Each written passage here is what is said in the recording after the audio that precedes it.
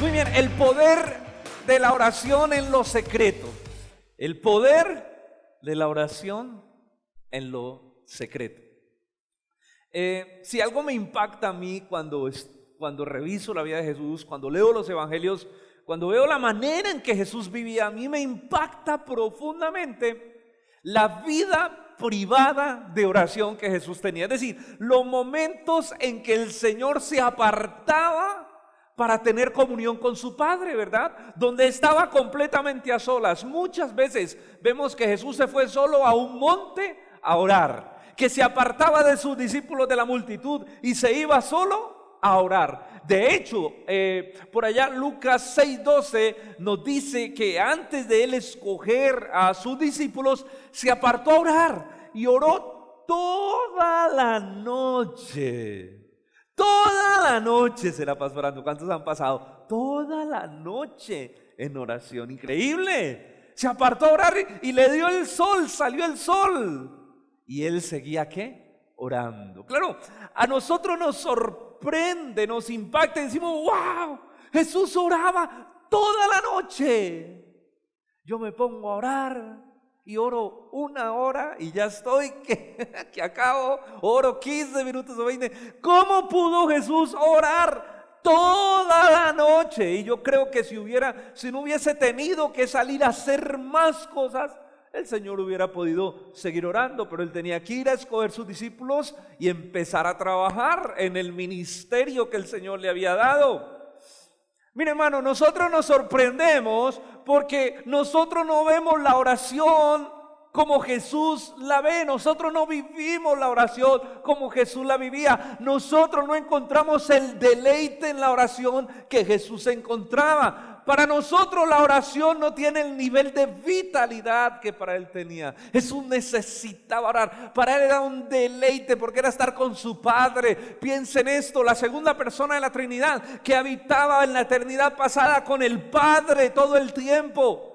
Viene a la tierra, se separa del Padre. Necesita mantener contacto, comunión con Él. Es vital. Para Jesús la oración era un profundo deleite, era profundamente necesaria, la anhelaba con toda su alma. Yo pretendo y espero que el Señor a través de este mensaje nos permita, hermanos, nos pueda llevar a ver la oración con el deleite que ella tiene, la oración con el deleite que debe significar también para nosotros, y que la oración se convierta para tu vida como lo es el aire para que tú vivas. La necesidad que tienes del aire para respirar, que la oración se pueda convertir en esa necesidad después de esta predicación y que tu corazón empiece a deleitarse, a anhelar la oración. Para que no tengamos siempre que estar diciendo, hermano, ore, ya oró, hay que orar. Sino que al contrario, usted ore tanto, hermano, que una motivación nazca de lo más profundo de su corazón. Que la oración no sea para nosotros algo que debemos hacer, sino algo que queremos realmente hacer constantemente. Mateo 6, del 5 al 6, vamos a leer lo que es el texto central de nuestra predicación. Vamos a estar hablando de la oración en estas próximas predicaciones. Y hoy vamos a hablar de la oración en lo secreto. Dentro de 8 días hablaremos de la oración ya congregacional. Pero hoy vamos a hablar de esto, el poder de la oración en lo secreto. Dentro de 8 días hablaremos del poder de una iglesia que ora. Dice Jesús, y cuando ores, no seáis como los hipócritas, porque ellos aman el orar de pie en las sinagogas y en las esquinas de las calles para ser vistos por los hombres. De cierto le digo que ellos ya tienen su recompensa. Mas tú, cuando ores, entra a tu cuarto, a tu aposento, cierra la puerta. Ora a tu Padre que está en lo secreto, y tu Padre que ve en lo secreto, ¿qué hará tu Padre que ve en lo secreto? Te recompensará en lo público. Y vamos a ver 3 verdades espirituales de la oración en privado. En primer lugar, la primera verdad, hermano, es que la oración es la vida del creyente. La oración es la vida del creyente. Un creyente no puede vivir sin oración. Esto es lo que permite, la oración permite que podamos mantener en comunión con el Padre. Miren, nosotros siempre le decimos a la gente, es que ser cristiano no es una religión, es una relación, ¿verdad? Esa es nuestra frase, que con la que siempre le decimos a la gente que dice, yo soy de tal religión. Tú siempre dices, es que es una relación. Bueno, toda relación se sostiene a base de comunión. Y la oración es el medio por el cual el creyente puede tener comunión, puede vivir su comunión con Dios, puede dialogar con su Padre Celestial. Mire, toda relación que no tiene comunión tiende a desaparecer. ¿Qué pasa con una relación de pareja donde se pierde la comunión, la comunicación, la intimidad? ¿Qué pasa? Se acaba, se empieza a enfriar, se empieza a acabar. ¿Por qué? Porque se pierde la comunicación. Es que lo que hace que una relación se profundice es la comunicación, es la comunión, es el deseo de conocer el corazón de la otra persona y de contarle las cosas que hay en mi corazón. Es esa conversación profunda entre los esposos lo que hace que una relación se solidifique y permanezca por los años. En eso las mujeres son más expertas que los hombres, ¿verdad? A veces las mujeres tienen que andar correteando al hombre. Pero cuénteme las cosas, pero cuénteme qué es lo que le pasa, ¿verdad? Los hombres tenemos que aprender. Creo que esa cultura machista ha hecho mucho daño, donde nos dijeron, un hombre no cuenta lo que hay en él. Los hombres no lloran, y nos enseñaron a reprimir las emociones. No, hermanos, necesitamos hablar lo que hay en el corazón. Toda relación se sostiene en el tiempo por medio de la comunión, o sea, la comunicación, la intimidad. Jesús da por sentado en el texto que un creyente ora. Mire que Jesús no dice, y ustedes por favor oren. Y cuando, no, el Señor dice, y cuando ores. Él dice, no hagas como los fariseos que aman orar en pie. No, cuando tú ores, Él da por sentado que tú oras. En el texto 2 veces el Señor dice, y cuando ores. El Señor sabe que un discípulo de Jesús se reconoce porque es una persona de oración. Porque si es discípulo, es porque tiene comunión con el Padre. Y si tiene comunión con el Padre es por medio de la oración. Así que un creyente que no ora no es creyente. Cuando ore, la oración es parte vital. La oración es el oxígeno de la vida espiritual del creyente. Eso es la oración, es el oxígeno del creyente. Hermano, la oración es la que mantiene con fuego tu vida espiritual. Mira, tú dejas de orar y te empiezas a morir. La oración mantiene el fuego de tu vida espiritual. La oración mantiene ardiendo tu pasión por Dios. En el momento que tú comienzas a dejar la oración de tu vida, tu pasión por Dios se empieza a acabar, a extinguir. A medida que disminuye la oración en tu vida, el enfriamiento espiritual empieza a venir, porque cuando el fuego se va, el corazón se empieza a enfriar, el corazón se empieza a endurecer, el corazón se empieza, hermano, a apartar de las cosas sagradas. Por eso es imposible mantener una vida avivada, es imposible tener avivamiento sin oración. No se puede, es imposible. Tú no puedes decir, yo quiero ser una persona avivada si tú no oras, no, nunca. O sea, son dos cosas que son la oración y el avivamiento van de la mano. Decir que tú quieres ser avivado sin orar, eso es contradictorio. A medida que tú más ores, más avivamiento tendrás. A medida que menos ores, más enfriamiento tendrás. Es relativamente proporcional la oración al fuego que arde en nuestro corazón por el Señor. Mira, muchos creyentes son muy buenos estudiando la Biblia, son muy buenos en el conocimiento teológico, pero son muy pobres en la oración. Pero tú hablas con ellos y saben de Biblia, y saben todo, el hebreo, la exégesis, la hermenéutica, entran al texto, lo desbaratan, saben, cuando tú hablas de un texto, saben dónde está, o sea, tienen una comprensión de las doctrinas profundas, pero tienen una vida de oración pobre. Y eso es una vida cristiana chueca. Eso es como caminar con una pata. ¿Sí? Eso es como que usted pudiese solo caminar con un pie. Usted no avanza al mismo ritmo. Mire, normalmente las personas que tienen un conocimiento muy grande de la palabra, pero una vida de oración pobre, por lo general, tú vas a ver que muchos de ellos no reflejan un carácter cristiano. Y uno dice, uy, pero todo lo que sabe la Biblia y no se le nota en la vida. Estamos llenos de conocimiento, pero con muy poca sabiduría, porque no hay un carácter cristiano desarrollado, porque una de las cosas necesarias para desarrollar el carácter de Cristo es una profunda comunión con el Espíritu de Dios. Es el Espíritu de Dios el que toma la palabra, la procesa y la lleva de nuestro entendimiento a nuestro corazón y la impregna en nuestro carácter.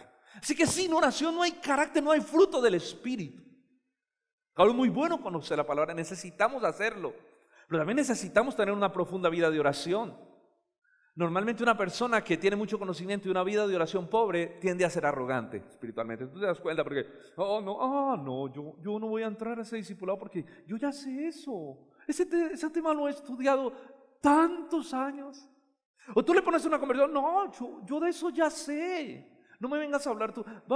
Vas a enseñarme a mí que llevo 15 años en la iglesia, 15 años de preparación, 5 años de seminario teológico. O sea, ¿no? Sí, o sea, normalmente si el conocimiento no está permeado por la oración, pasa lo que el apóstol Pablo dice: el conocimiento termina envaneciéndonos. Yo conozco muchos dentro de este medio, por ser pastor bautista, conozco mucha gente, mucho pastor que conoce mucho, sabe mucho, pero su vida espiritual es muy mediocre, es muy pobre. Ahora, tenemos el otro extremo. Hay gente que tiene una vida de oración fuerte, pero no sabe nada de Biblia. Ese es caminar con la otra pierna, es caminar chueco. O sea, no puedes avanzar. Normalmente las personas que tienen esa vida de oración fuerte pero un conocimiento pobre de las Escrituras también carecen de un carácter cristiano, porque tu carácter no puede ser transformado si no hay palabra penetrando a tu mente. Entonces tú ves gente que ora, oye hermano, yo oro tanto, y gente de mucha oración, pero su vida no da testimonio, no hay un carácter formado en ellos.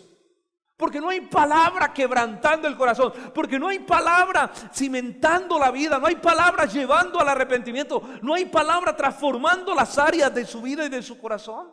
Yo pienso que la iglesia cristiana hoy en día adolece de ambos extremos. Algunos están en un extremo y otros en el otro. Normalmente cuando una persona tiene una vida de oración fuerte pero una teología pobre, tienden a ser inestables en su vida espiritual, porque su vida espiritual está muy cimentada sobre la emoción. Entonces cuando pasa la emoción, cesa la oración. O sea, mientras haya emoción, hay oración. Y tú ves esos creyentes que son por temporadas de wow, fuego, y temporadas de enfriamiento. Entonces, ambos extremos son malos, pero realmente necesitamos estar en ambos extremos. Necesitamos ser profundamente bíblicos y necesitamos ser personas de profunda oración en nuestra vida. Una vez le preguntaron a Charles Spurgeon, ¿qué es mejor? ¿Qué es más importante? ¿Qué es mejor? ¿Qué es más importante? ¿Leer la Biblia o orar? ¿Ser una persona que lee mucho la Biblia y estudia profundamente la Escritura, o ser una persona dedicada a la oración? Y él muy sabiamente respondió con otra pregunta y le dijo, ¿y para ti qué es más importante en la respiración? ¿Inhalar o exhalar?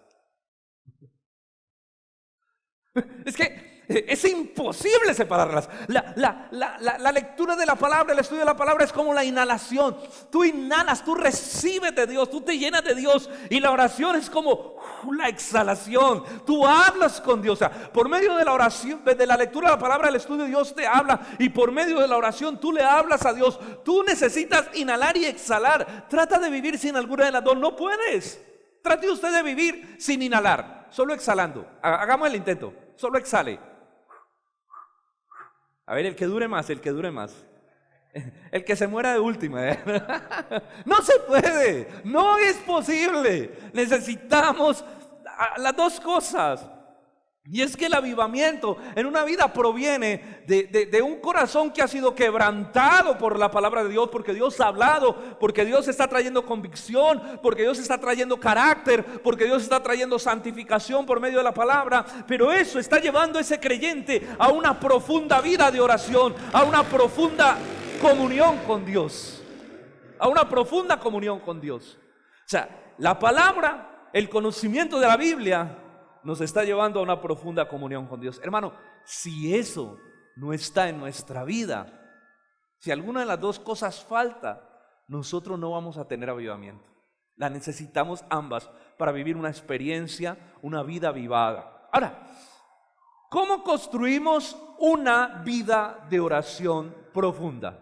¿Cómo construimos una vida de oración profunda? ¿Verdad? Porque yo imagino que más de uno dice, pastor, yo quiero tener una vida de oración. Si yo preguntara en esta noche, ¿cuántos quieren tener vida de oración? Yo sé que la mayoría, que son los que son creyentes, dicen, yo quiero tener una vida de oración profunda. ¿Sí o no? ¿Por qué no la conseguimos? ¿Por qué muchas veces no la conseguimos? ¿Cómo podemos tener una vida de oración privada, profunda? Porque es muy fácil orar públicamente. Es muy fácil venir a los cultos, a los servicios y construir una vida de oración pública. Pero qué difícil es construir la vida de oración secreta y mantenerla. Hermano, mire, la vida de oración empieza construyéndose como un hábito. Y un hábito se establece por medio de disciplina. Tú nunca vas a construir un hábito si no le colocas disciplina. Nunca. Yo sé que muchos de acá, por ejemplo, ¿cuántos han dicho cuando empieza enero? Me voy a meter al gimnasio, voy a hacer ejercicio, voy a bajar estos gorditos, voy a empezar a mejorar mi salud y empieza enero. Febrero, marzo, abril, mayo, junio, julio, agosto, septiembre, diciembre y vuelve en enero. Yo este año sí, el 2021 y por allá, no, me voy a meter porque no se construyen hábitos por medio de la disciplina. Si tú quieres construir un hábito, necesitas disciplina para construirlo, para que se haga parte de tu carácter. Necesitas hacerlo de tal manera repetitivamente que se te vuelva un hábito, una necesidad para tu vida. Por ejemplo, cuando tú te acostumbras a comer de manera saludable, eso se vuelve un hábito. Se vuelve un hábito y tú necesitas comer saludable. Y tu cuerpo, cuando tú le metes mucha grasa, mucha harina y mucha cosa, y mucha vitamina C, chachín, chunchulo, chicharrón, chorizo, todo eso, entonces tu cuerpo empieza a reaccionar, hasta te enfermas, hasta te da dolor de cabeza. Tu cuerpo te dice, hey, ese no es tu hábito, ya no reconozco esas cosas. Lo mismo pasa con la oración. Cuando se vuelve un hábito, tu espíritu, tu corazón lo clama, lo anhela, te dice, hey, la oración, mi tiempo de comunión. Hay un hábito construido, pero necesitamos disciplina para construirlo. Debes también empezar reconociendo. ¿Por qué tiene que ser una disciplina? Porque debes reconocer que a tu carne no le gusta orar.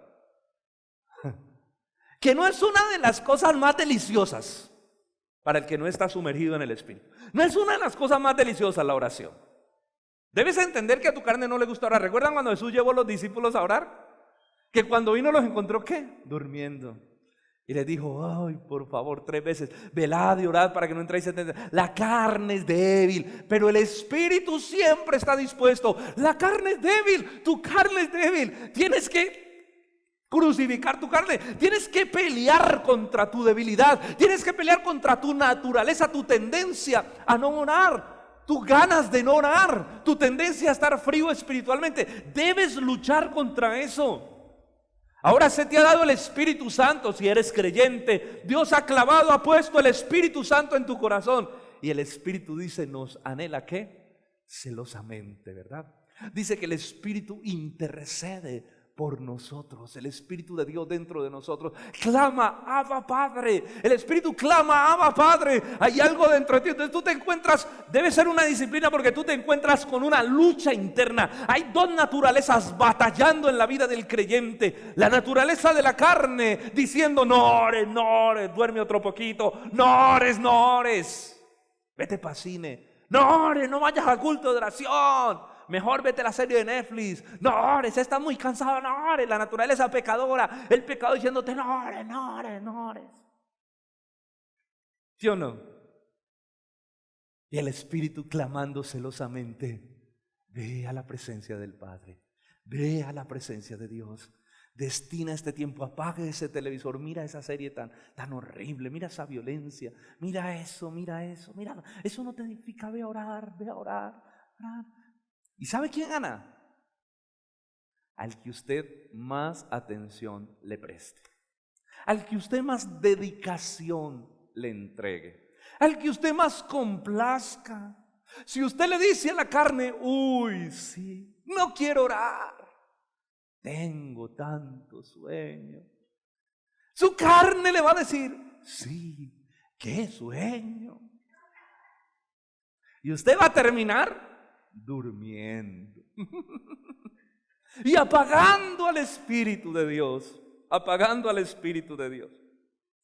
Mire, en una disciplina hay que establecer hábitos, hay que establecer horarios. ¿Cuántos de aquí tienen horarios de oración? ¿Cuántos de aquí dicen, mi tiempo de oración son todas las mañanas? Lo primero que hago es mi tiempo devocional. Especialmente si tú tienes un trabajo fijo, con horarios fijos, tú necesitas ser más disciplinado. Si tú sabes que tú entras a las 8 y tienes que salir de tu casa a las 7:15, entonces tú dices, yo me levanto 5:30 y de 5:30 a 6:30 oro y leo la palabra. Voy a tener media hora profunda de oración y voy a tener media hora de estudiar la palabra. Y al mediodía, cuando tenga mi hora de almuerzo, pues voy a almorzar, voy a sacar la Biblia, voy a estudiar 15 minutos y voy a orar media hora. Ay, pastor, es que no hay dónde orar, pues meta al baño. Claro que va a sonar raro, ¿no? Oiga, siempre se mete media hora al baño. Bueno, busque otro lugar, pero busque sacar su tiempo, establezca horarios. A mí me impacta algo, la Biblia dice que Daniel oraba 3 veces al día, ¿sí o no? Era un hábito, era una costumbre, era una disciplina en su vida. Y era tan disciplina que cuando dijeron que no oraran a ningún Dios, Daniel siguió orando las 3 veces al día. Y por eso lo condenaron a muerte, por orar. Yo le hago una pregunta, ¿usted lo están condenando a muerte por orar? Yo creo que si hubiera esa condena, vamos a condenar a todos los cristianos. Cristiano que ore, cristiano que matamos. Más de uno diría, menos mal, ahí sí tengo excusa. No, yo no oro porque es que me matan, pastor. Al que van orando lo matan. Uno ve que Daniel no hizo eso. Daniel oraba, era una disciplina, era un hábito, era una necesidad en su vida. Hermano, establece horarios. Ora por la noche, lo hablamos la semana pasada. Apaga Netflix. Apaga RCN, Caracol, ya no más el Señor de los cielos, ¿no? ¿No es verdad? Ahora démosle espacio al Rey de Reyes de los cielos. Empecemos, hermano, a sacar la basura de nuestra vida y a darle lugar al Espíritu. Empecemos a matar nuestra carne con la disciplina, con el hábito. Empiece así. Mire, yo le voy a decir una cosa, si usted no lo hace, usted nunca va a tener una vida de oración. Si usted no lo agenda, no lo pone como una prioridad, usted nunca va a tener una vida de oración. Téngalo como una prioridad en su vida, hermano. Debe construirlo como una prioridad. Su agenda, la agenda de su vida debe girar alrededor de la oración. La oración no debe ser como... Si me sobra tiempo, oro. Porque hay gente que vive la vida cristiana así. O sea, Dios es un accesorio. Si me queda tiempo, oro. Si me queda tiempo, voy a la iglesia. Si me queda tiempo, leo la Biblia. ¿Sabe qué? Nunca le va a quedar tiempo. Y si le queda un hueco, Satanás se lo llena con algo. ¿Seguro? Le pone algo en la agenda ahí. Porque usted no va a... Y en esta generación tan ocupada, esta generación donde te quieren consumir todo tu tiempo, tú nunca vas a tener tiempo. Si no estableces tu vida espiritual como una prioridad, lo agendas como una disciplina, estableces horarios, tú no vas a construir una vida de oración, no lo vas a hacer. Yo le pregunto, ¿cuántos años lleva usted tratando de tener una vida fuerte de oración?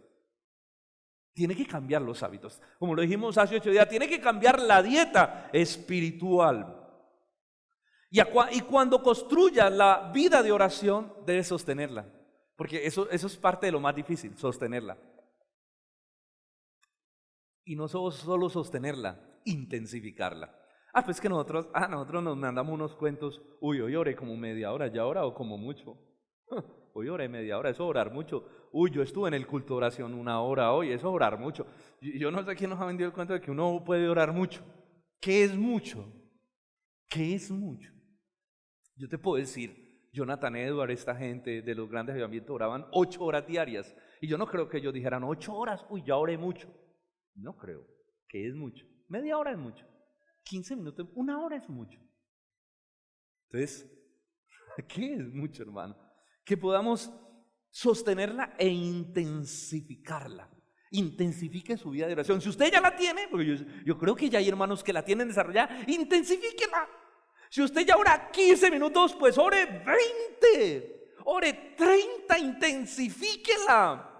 No sea perezoso, despójese de la pereza espiritual en lo que requiere diligencia sirviendo al Señor, fervientes en espíritu, ore más, intensifíquela para que su vida espiritual sea más robusta. Yo siempre he dicho que eso es, ¿recuerdan? Hablé algo parecido, es como el que va al gimnasio. Usted empieza con una rutina y empieza con un peso. Si usted quiere desarrollar masa muscular, a usted le dicen, usted tiene que levantar en en brazo, no sé, 5 kilos y hacer 4 series de 12 repeticiones. Listo. Pero usted no puede pasar toda la vida. ¿Qué pasa si usted pasa toda la vida, el primer mes, el segundo mes, lo mismo 5 kilos, las mismas 4 series? El músculo se atrofia. Si usted quiere lo que se llama la hipertrofia, que crezca, usted tiene que a la segunda semana meterle más peso y sumarle a las repeticiones, exigirle más al músculo. Entonces el músculo va a generar un desarrollo. La vida espiritual es igual. Su vida espiritual usted tiene que generarle un esfuerzo adicional. Pero es que somos tan cómodos a veces, ¿sí, hermano? Bueno, algunos hermanos de iglesias muy lejanas a los de aquí, ¿no? Van el miércoles y dicen, ¿ya para qué voy el fin de semana? Yo ya fui el miércoles. Fui el miércoles, hubo culto de mujeres, ¿ya para qué voy al culto? Hubo de mujeres, ahí en el requisito. ¿Cómo que? Ay, Dios mío. ¡No!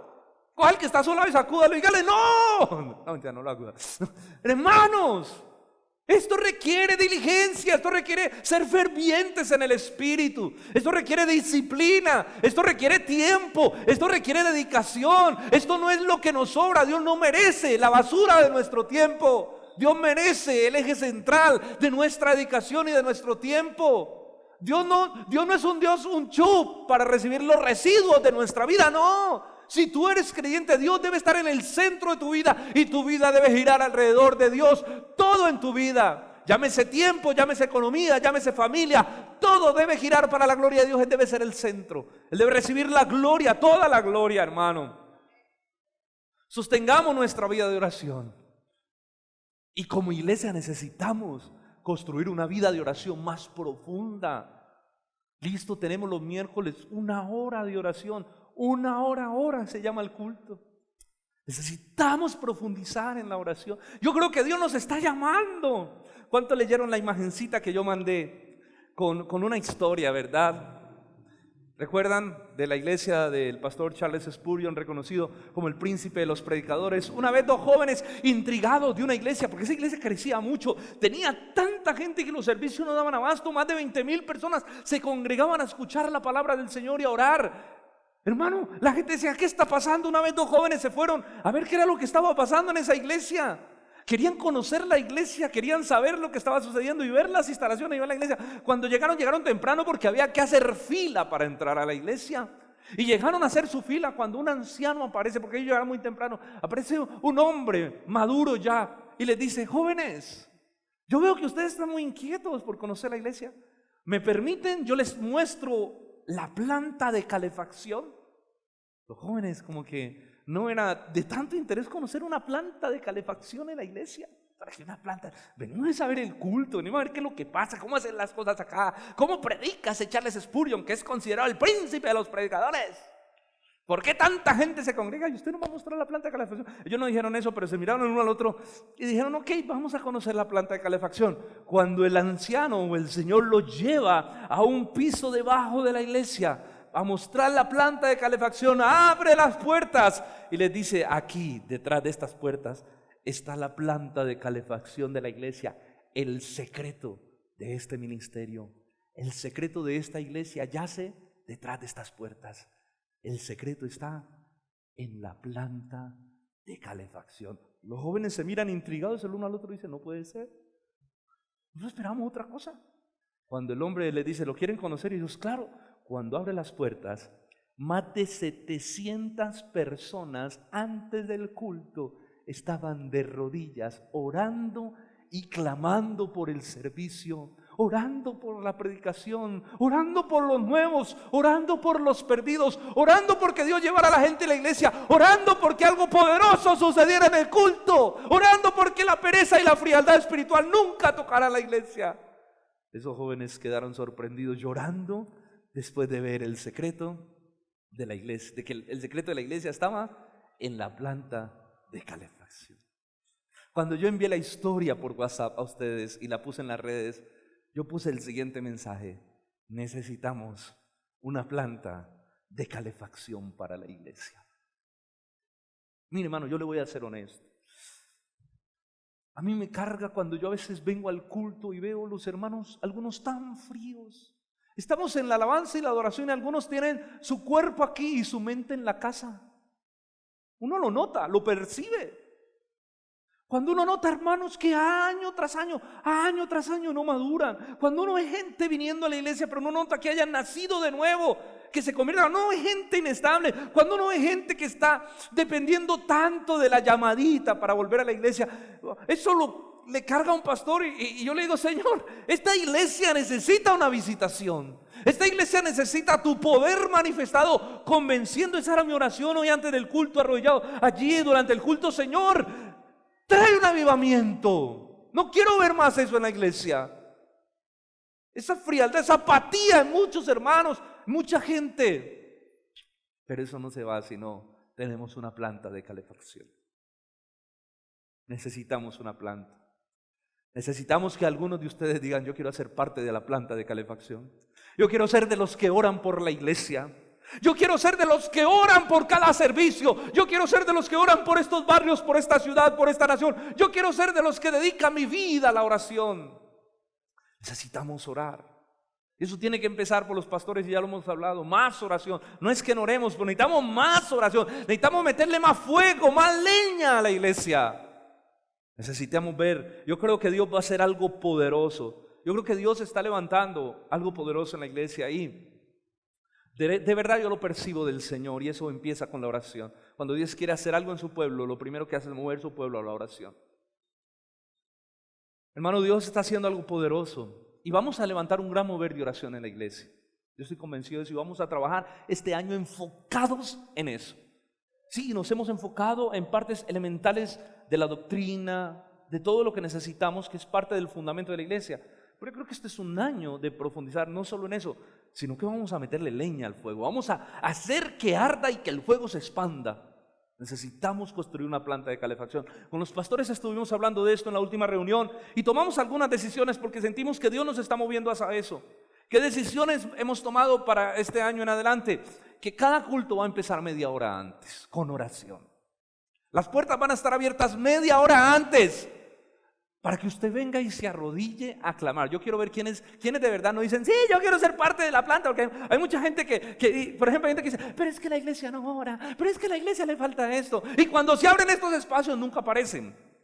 O hay gente que dice, cuente conmigo. Bueno, vamos a ver si realmente contamos contigo. Ven media hora antes del servicio a orar. Queremos que la gente se arrodille, esté arrodillada, hermano, media hora antes. Vamos a estar, ahorita tenemos reunión con los de la alabanza para cuadrar todo, para que media hora antes esto esté en silencio con música ambiental, orando, la gente clamando. Vamos a empezar media hora antes. ¿Cuál es la meta? Que lo sumemos y luego pueda hacer una hora antes. Que hayan hermanos que digan, yo quiero ir 2 horas antes a orar por la iglesia.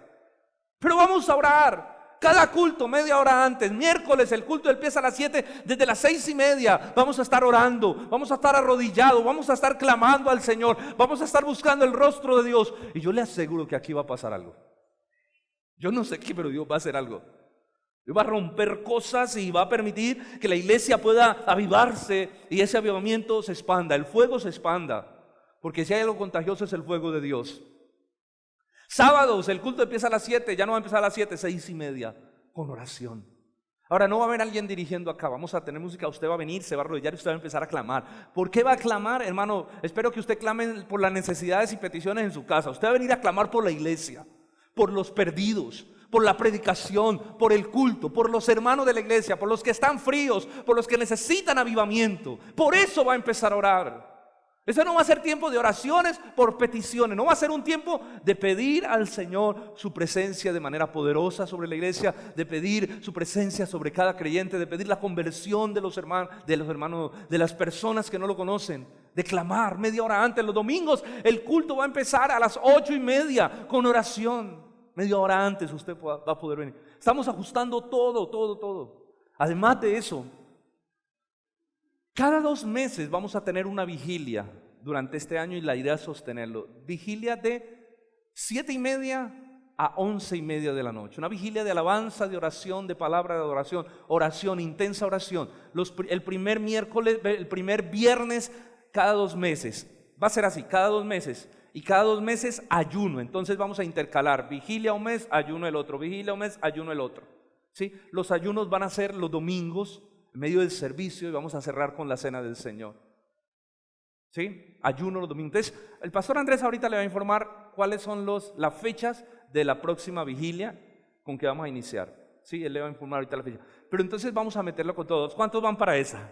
¿Cuántos quieren fuego? ¿Cuántos le van a meter leña, hermano? Ya no más pereza, ya no más Netflix, ya no más RCN, ya no más Caracol, ya no más bobadas, hermano. Dejar de perder el tiempo. Vamos a meternos más como iglesia. Vamos a crear una planta de calefacción. Yo espero que la planta de calefacción sea toda la iglesia. ¿Sí o no? Todos orando, todos metidos. Que los mensajes por los WhatsApp sea, ¿por qué oro? ¿Por qué tengo que orar? Mándenme peticiones. Voy a orar todo el día, voy a orar toda la noche, voy a hacer una vigilia en mi casa. 3 hermanos, nos vamos a reunir a orar toda la noche. Que esos son los mensajes que queremos ver. Eso es lo que queremos ver, la iglesia ardiendo, el fuego de Dios ardiendo en medio de nosotros a través de la oración. Y de esa manera, la oración se convierte en un deleite.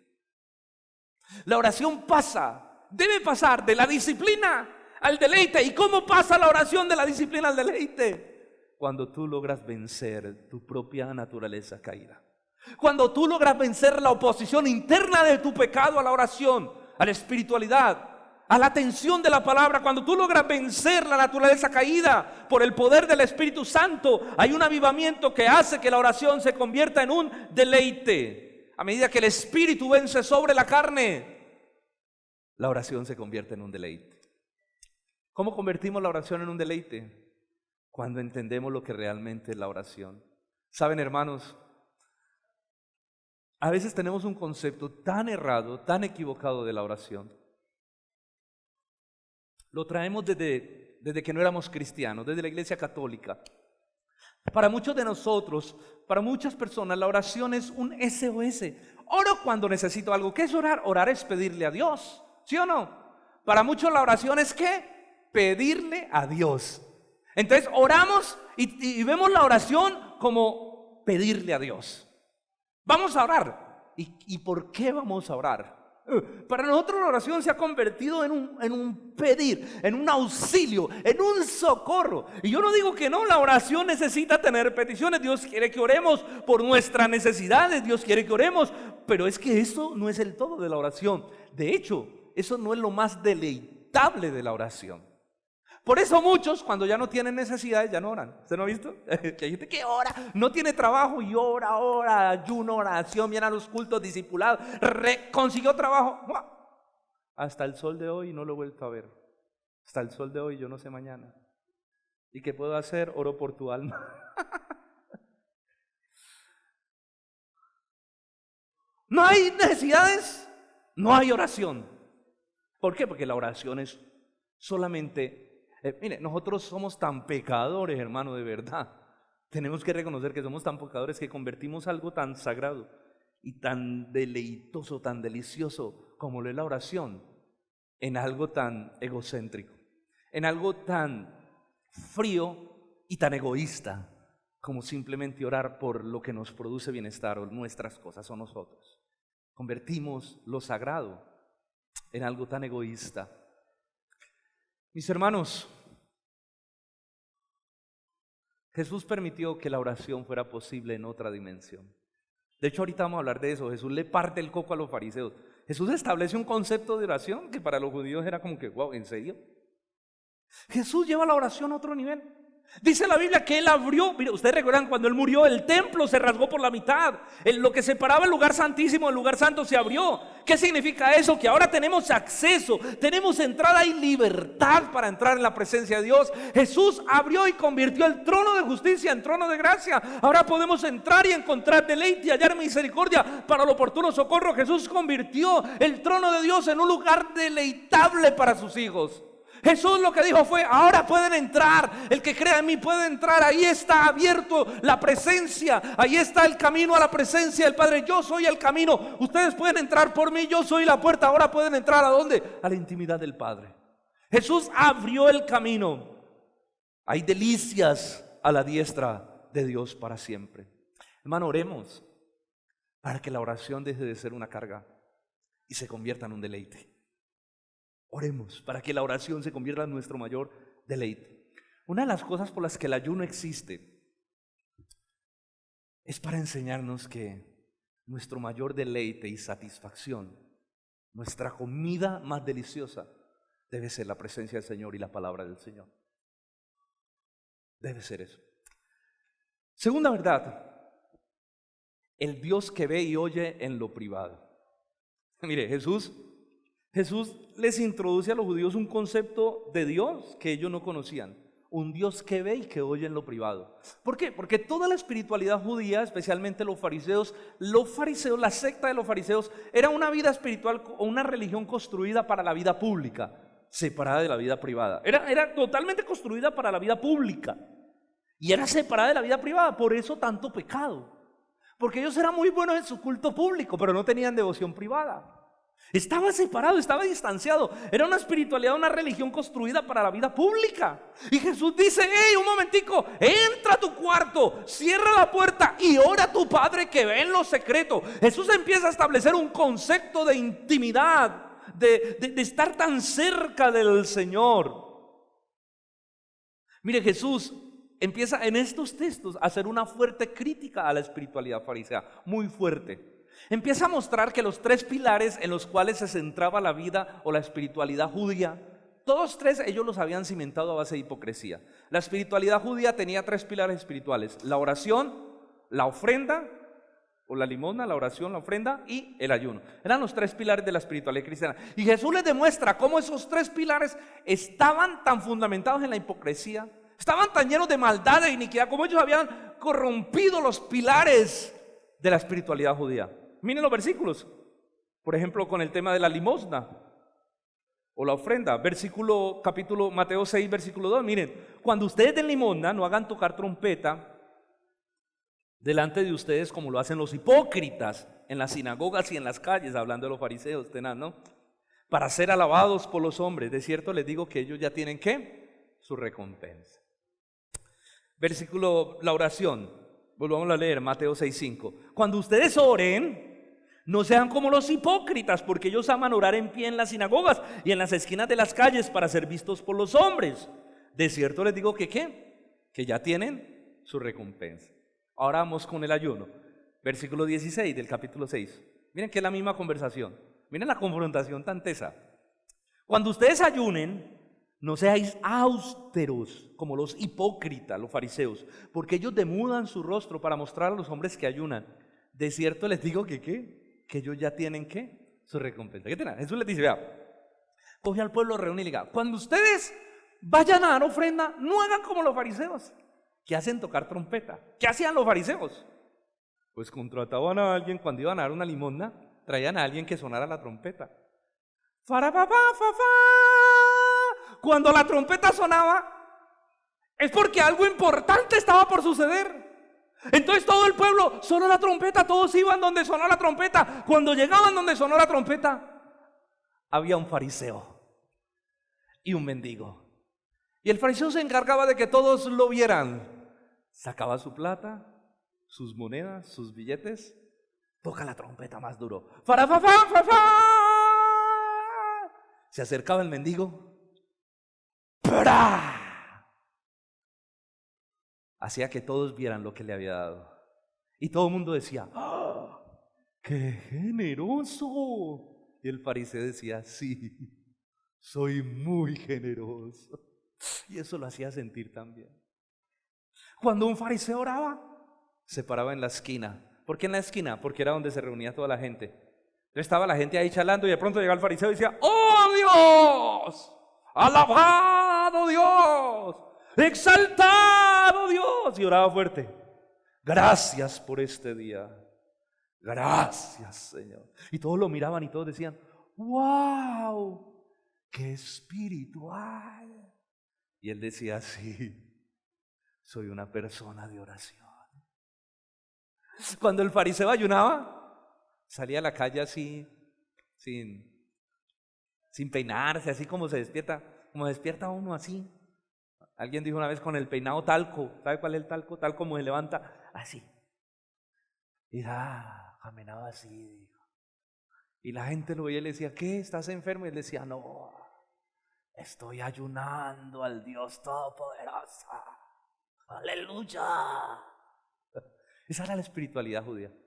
Esta era, y Jesús dice, ustedes son fariseos hipócritas. Para los líderes religiosos el fariseísmo era construido alrededor de la vida pública. Ellos necesitaban satisfacer un deseo de aprobación de parte de los hombres. Jesús dijo, ya tienen su recompensa. Fariseos hipócritas. ¿Y saben lo que significa hipocresía? En la antigüedad, hipócrita se le decía al actor, aquel que hacía un personaje muy bien. Se le decía, wow, qué buen hipócrita eres. Claro, ya el término ya se acuñó y ahora es muy ofensivo. Jesús le está diciendo a ellos, ustedes son tremendos actores, tremendos papeles que se juegan en su vida pública. Ojalá si fueran en su vida privada. Qué hipócritas. Yo le hago una pregunta, hermanos. ¿De qué es lo que más acusa a la gente hoy a los cristianos? ¿Recuerdan ustedes las estadísticas? Que cuando a la gente le preguntaron, cuando usted piensa en un cristiano, ¿qué es lo primero que se le viene a la mente? La mayoría dijo, ¿qué? La palabra hipócritas. Que la sociedad se está dando cuenta de algo. Hipócritas. Los cristianos, dice la gente, son hipócritas. Hay gente que dice, yo no voy a una iglesia porque eso está lleno de hipócritas. Dígale, pues venga que tenemos espacio para un hipócrita más, venga. Porque sí es verdad que hay falencias, hay pecado, pero la verdad es que hay mucho creyente que no es creyente. Hay mucho creyente que no da testimonio de su vida. ¿Sabe por qué? Porque no tiene una espiritualidad privada, tiene solo una espiritualidad pública. En la iglesia es muy bonito, como canta, como prenda. Sí, soy muy espiritual. Sí, soy una persona de oración. Pero en su vida privada, en su cuarto, el Señor no lo conoce. El Señor no lo conoce. Mis hermanos, ¿será que estamos construyendo nuestra espiritualidad bajo la misma motivación que los fariseos? ¿Estamos construyendo una imagen para que otros vean lo que realmente no somos? Hermano, ¿cómo se encuentra? Bendecido y en victoria. Y está mal. Pero no, tenemos que decir que bendecidos y en victoria. Tenemos que mostrar una imagen, construir una imagen. Los pastores y los líderes sí que luchamos con tener que crear un personaje. Y uno ve que hay pastores que viven un personaje. Es como en las redes sociales, la gente construye un personaje. Luchamos mucho con eso, porque no se nos permite muchas veces ser transparente. Que tú le preguntes al pastor, pastor, ¿cómo está? Y uno le diga, no, muy bien, tiene unas dificultades. Gente, ay, no. Y es más, afuera, ¿sabe qué dicen? No confiese, no declare eso. Diga bendecido en victoria. No, venga, yo no estoy tan bien. He estado mal. Necesito gente orando por mí. Pero no, a veces esa sinceridad de los pastores y líderes a la gente no le cae muy bien o no la comprende. Y el líder y el pastor necesita construir un personaje, convertirse en un hipócrita. Porque la gente no tiene claridad que la espiritualidad se construye en la vida privada y que somos personas frágiles. Debemos dejar tanta espectacularidad y empezar a tener una espiritualidad más sincera. Y empezar a tener una espiritualidad más frágil, más vulnerable. Mostrarnos nosotros más vulnerables a la gente, como realmente somos. ¿Saben que la palabra sincera, saben qué significa? ¿De dónde también nace la palabra sinceridad? Antes, las personas hacían grandes esculturas de mármol. Y de pronto cuando las movían se quebraba un pedazo de esa imagen de mármol. Y los comerciantes, para poder venderla, ¿sabe qué hacían? La rellenaban con cera, le ponían cera y la pulían y la dejaban como si nada pasara. Entonces cuando alguien iba a comprar alguna escultura, lo primero que preguntaba es, ¿pero esta es sincera? ¿Es completamente de mármol? De ahí nace la palabra sinceridad, es decir, alguien que es compacto. Nosotros muchas veces queremos que la gente piense que todo en nosotros es de mármol, cuando muchas veces estamos taqueados de pura cera.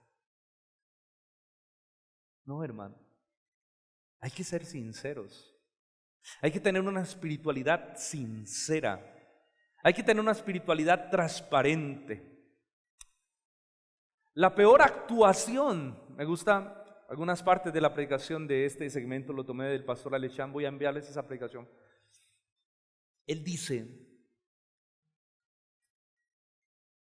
la peor actuación que tú puedas hacer en la vida es la actuación de ser cristiano.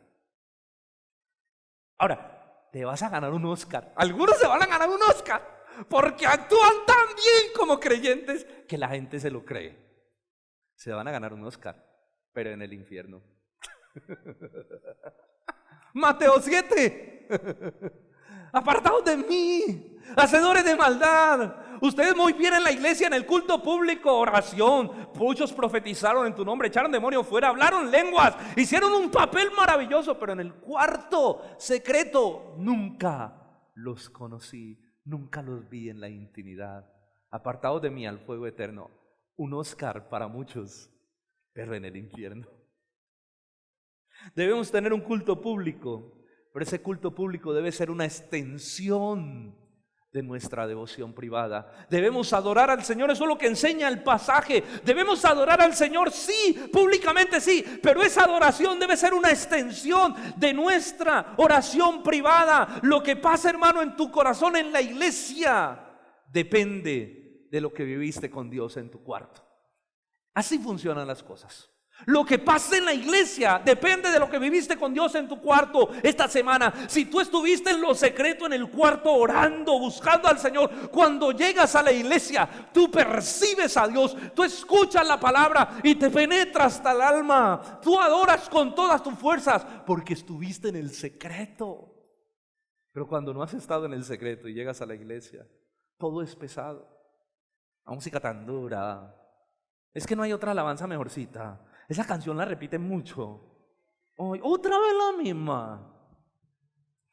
La prédica, que ahora va a terminar. ¿Por qué orar en lo secreto? Porque orar en lo secreto te hace auténtico. Porque orar en lo secreto, hermano, te hace una persona auténtica. Porque si tú no tienes una devoción privada, tarde o temprano, eso te convertirá en un hipócrita, La devoción privada te hace sincero, te hace auténtico, nos hace sensibles a nuestro propio pecado. El culto público nos sensibiliza mucho al pecado de los demás, ¿verdad?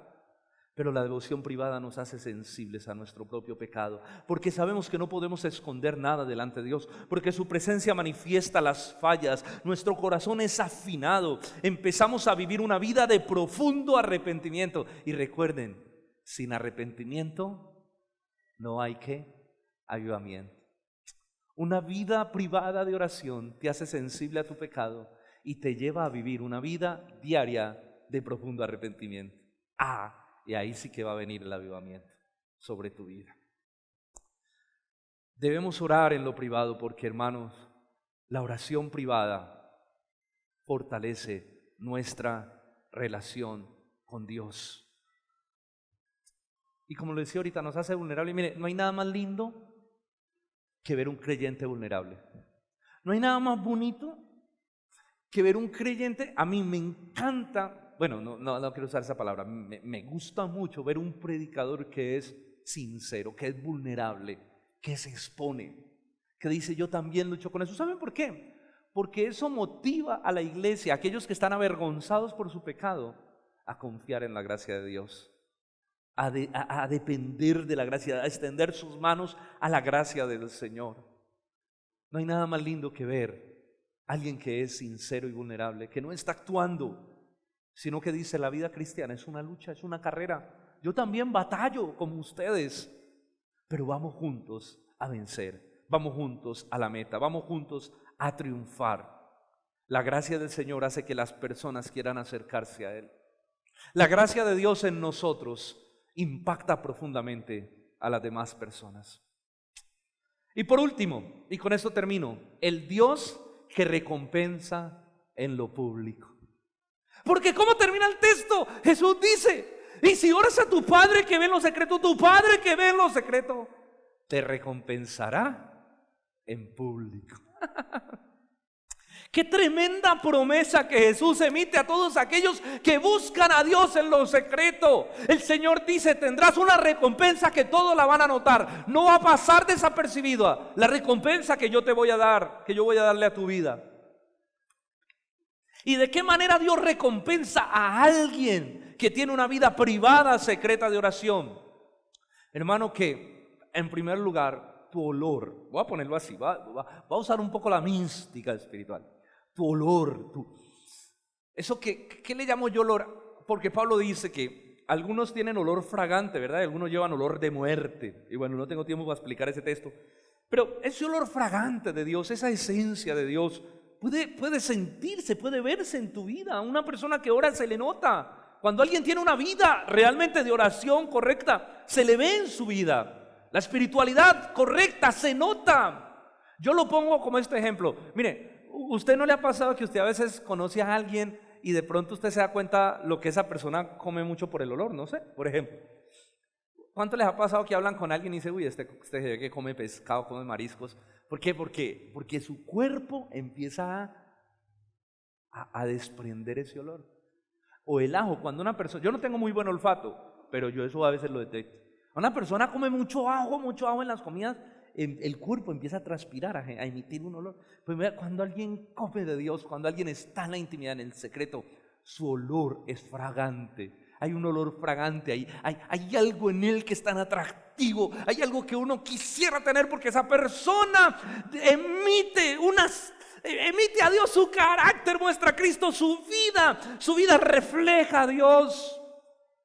Tú ves más discernimiento espiritual, tú ves que esa persona comprende profundamente la palabra, hay más inteligencia y más sabiduría. Eso pasa cuando alguien busca a Dios en lo privado, se nota en lo público. La oración privada te mantiene también, otra ventaja de la bendición privada, te mantiene protegido de Satanás. Jesús lo dijo, velad y orad, ¿para qué? Para que no entréis, para que no caigáis en tentación. Velen y oren, porque es que cuando tú desprendes ese olor fragante de Dios, mire, Satanás sabe la gente que ora, y yo se lo aseguro, los demonios conocen la gente que ora. ¿Saben por qué? Porque desprenden un olor que para ellos es como un repelente. Es un repelente para el diablo. La oración hace que tú huelas a repelente y te protege de la tentación y te protege de Satanás. Velad y orad para que no caigas en tentación, dijo Jesús. Una vida privada de oración te permite vivir con gozo, con motivación, con claridad, con enfoque. Entonces la gente nota eso, la gente ve que tu vida es diferente, que hay gozo, que hay alegría, que hay motivación. ¿Por qué? Porque vives para el Señor. Y eso se vuelve una vida de impacto. Eso se nota públicamente. El fruto del Espíritu, el amor, el gozo, la paz, se nota en alguien que tiene comunión privada con Dios. Se nota. Hermano, una vida de oración te permite vivir para la gloria de Dios. ¿Por qué? Porque cuando tienes una vida privada de oración, tú no puedes tomar ninguna decisión sin orar. Las decisiones más chicas, más pequeñas de la vida. Señor, voy a verme esta película, ¿te agrada esta película? Señor, voy a escuchar esta música, ¿te agrada esta música? Cuando estás soltero, Señor, esta chica me gusta, ¿a ti también te gusta para mí o no? Señor, voy a hacer este negocio, ¿a ti te agrada? Señor, voy a tomar este trabajo te va a honrar, este trabajo me va a dar el tiempo para buscarte, para congregarme. Cuando tú vives una vida de oración, empiezas a vivir para la gloria de Dios, porque empiezas a tomar cada decisión orando y basado en lo que Dios te dice en su palabra. Hermano, Dios hará que tu vida privada, tu fe privada tenga un impacto público. Eso va a hacer el Señor. Esa es la promesa. Tu vida privada de fe, tu fe va a tener un impacto público. Tu familia lo va a notar. Tus hijos lo van a notar. Tus hijos van a decir, yo quiero ser como papá porque papá ora. De ahí que estos hombres de Dios, sus familias, sus hijos, fueron predicadores, fueron pastores, fueron misioneros. ¿Por qué? Porque se levantaron viendo a papá orar. A papá entrar a su cuarto, mamá, ¿y qué hace papá encerrado allá? Lleva 2 horas. Y la mamá dice, está orando, déjalo. Los hijos ven un papá que busca al Señor. La esposa ve, hay una familia allí con el poder de Dios, con la gracia de Dios sobre ellos. Porque hay gente de oración en esa casa. Tu oración privada te permitirá ser de impacto para la iglesia, porque la gente lo va a notar. Porque los dones van a empezar a manifestarse en tu vida. El deseo de servir al Señor. El deseo, si Dios te dio el don de predicar, los dones que Dios te dio, el don de administrar, los dones que Dios te dio empezarán a notarse. Y la gente va a ver en la iglesia. Vas a convertirte en una inspiración para la iglesia. No en una carga, sino en una inspiración. La gente lo va a ver, va a decir: yo quiero tener la vida espiritual. Yo quiero tener la vida de oración que tú tienes. ¿Cómo le haces? Quiero hablar contigo. Eso hicieron los discípulos con Jesús. Enséñanos a orar, porque tú tienes vida de oración. Porque lo vemos, lo percibimos públicamente a través de tu vida. Pero también te permitirá ser una persona de influencia para tu entorno, para tu sociedad y para tu nación. La gente lo va a notar. La gente lo va a notar de una u otra manera. La gente de afuera lo va a notar. Dios dice: el que ora en los secretos lo recompensaré públicamente. Charles Stanley, el pastor de los devocionales En Contacto, dice: vive tu vida de tal manera que las personas que dejes sean mejores gracias a tu presencia y busquen más a Dios gracias a ti. Y eso solo se logra cuando alguien tiene una vida de oración y de profunda comunión con la palabra de Dios. Hermano, si queremos ser una iglesia, yo no sé usted, pero yo sueño, y con los pastores soñamos, que nuestra iglesia sea de influencia en esta generación. Necesitamos dejar iglesia, no solo una iglesia, iglesias de influencia en esta generación. Iglesias que influencien a los creyentes y a los no creyentes. Iglesias que sean un modelo para esta generación. Si queremos ser una iglesia que influencie esta generación en lo público, que tenga influencia en lo público, debemos ser una iglesia de oración en lo secreto. Tenemos que construir nuestra propia planta de calefacción, para que podamos tener un impacto en medio de la sociedad, tanto de creyentes como de no creyentes. Que en unos años adelante digan: esa iglesia Roca, esa iglesia fue tremenda bendición para las iglesias y fue tremenda bendición para la ciudad. Qué rico eso. Yo creo que Dios está haciendo algo poderoso y Dios nos está guiando a través de lo que Él quiere hacer. Quiero concluir con esto. No hay nada más hermoso que saber. No hay nada más hermoso que saber que podemos tener una profunda comunión con Dios. No hay nada más precioso que eso. No hay nada más hermoso que saber que ahora podemos entrar confiadamente al trono de la gracia. Que ahora podemos acercarnos al trono del Señor, podemos estar delante de Él. No hay nada más precioso, hermano. Eso es glorioso, saber que podemos estar delante del Dios Todopoderoso sin ser demolidos por su santidad, sin ser, hermano, destruidos por su justicia. Podemos estar delante de Él y podemos estar porque somos hijos, porque Jesús nos dio la condición de hijos. Jesús hizo posible lo imposible en la cruz del Calvario. Jesús hizo posible lo imposible, que por medio de nosotros creer en esa cruz, por medio de su muerte y de su resurrección, pasáramos a ser enemigos de Dios. Escuche esto: objetivos militares de la ira de Dios, como lo dice Juan 3:36. Enemigos de Dios, como lo dice Pablo en Efesios. Pasar de ser enemigos de Dios, objetivos de su justicia y de su ira, pasar a ser hijos amados a pesar de lo que somos, por la gracia de Jesús. Esto es maravilloso. Jesús lo logró en la cruz. Jesús nos abrió el camino al corazón mismo del Padre. Y el Padre nos dio su Espíritu Santo para estar lo más cerca posible de nuestras vidas, para tener la relación más profunda e intensa que los seres humanos puedan tener con Dios. Jesús logró eso partiendo el velo por medio de su sangre y su muerte en la cruz del Calvario. Así que la oración, hermano, que podamos encontrar en el secreto de Dios, por medio de la oración, que podamos encontrar en el secreto de Dios el deleite que allí hay, porque en su presencia hay delicias a su diestra para siempre. Que podamos encontrarlo, porque yo sé que cuando tú lo encuentres, nadie te va a sacar de allí.